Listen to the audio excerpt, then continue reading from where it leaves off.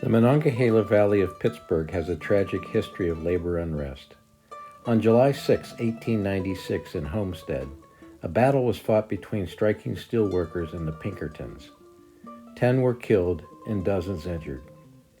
After the Battle of Homestead, the causes of labor unrest grew, especially in the years following the First World War, leading to the Great Steelworkers Strike of 1919.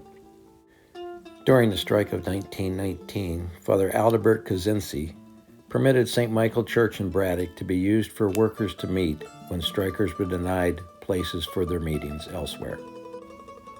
Father Kazincy, a native of Hungary, emigrated to the United States in 1893 and was appointed pastor of the Slovak parish in Braddock in 1896, where he served until his death in 1947.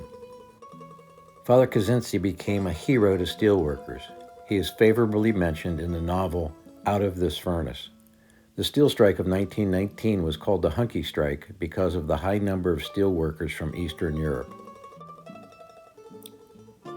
Braddock and the neighboring borough of Rankin were home to 9 ethnic Roman Catholic parishes, as well as Greek Catholic and Eastern Orthodox parishes.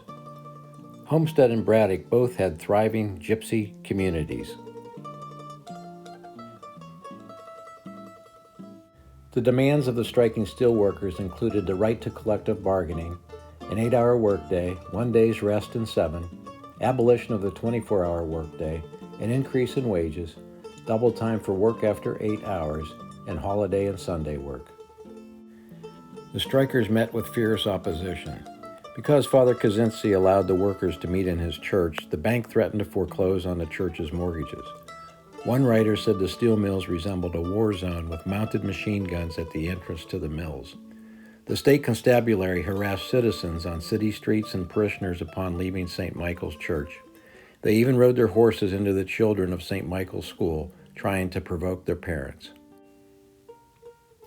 The 1919 strike failed. It wasn't until the 1930s that meaningful labor justice was achieved. After the 1919 strike, some strikers were not permitted to return to work. Mary Heaton Vorse, in her book Men in Steel, described Father Kazincy's pastoral intimacy with his parishioners. Although not as active with labor issues later in his life, Father Kazincy was active in the labor struggles in the 1930s.